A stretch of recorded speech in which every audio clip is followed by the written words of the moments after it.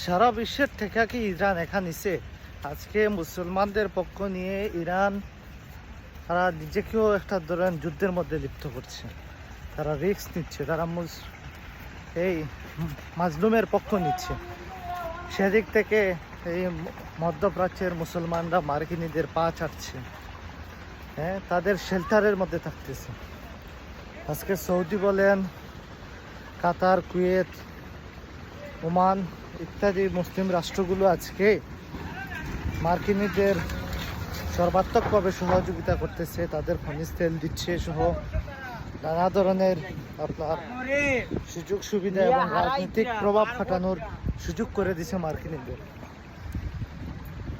তাদের প্রকাশ্য ইন্ধনে আজকে ধর্মকর্ম বাদই দিলাম, আজকে মানবতা বিরোধী এই মানুষের মধ্যে যে নৈতিক যে অধিকার, যেমন এই ফিলিস্তিনের উপর আজকে ইসরায়েল নির্মমভাবে একের পর এক সারা বিশ্বকে বুড়ো আঙ্গুল দেখিয়ে আপনার এই যুদ্ধ বলেন বম্বিং করেই যাচ্ছেন, কারো কথা শুনছে না।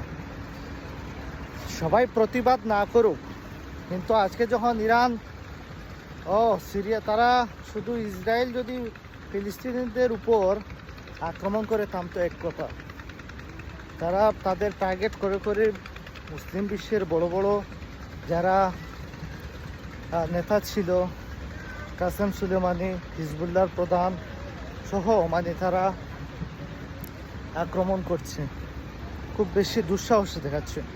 সেক্ষেত্রে ইরান যখন সশস্ত্র প্রতিবাদ করলো, সেখানে দেখা যাচ্ছে জর্ডান তারা তাদের দেশের সার্বভৌমত্বের ইস্যু দেখিয়ে সেটা নিজে থেকে প্রতিহত করছে এবং মুসলিম বিশ্ব নীরব এবং নিশ্চুপ হয়ে আছে।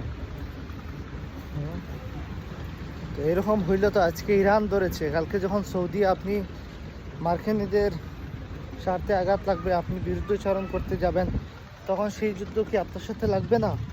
লাগতেও পারে। আমাদের মুসলিম বিশ্ব এখন উচিত যে এই বিভিন্ন মতবাদ ভেদ করে নিজের চক্ষু কান খুলে এখনই মুসলমানদের সজাগ হওয়া উচিত, অথবা মুসলমানদের অস্তিত্ব সংকটের মুখে পড়ে যাবে। আজকে ফিলিস্তিনিরা জানে যে তারা কত কষ্টে আছে। বিশ্ব মুসলিম এক হও।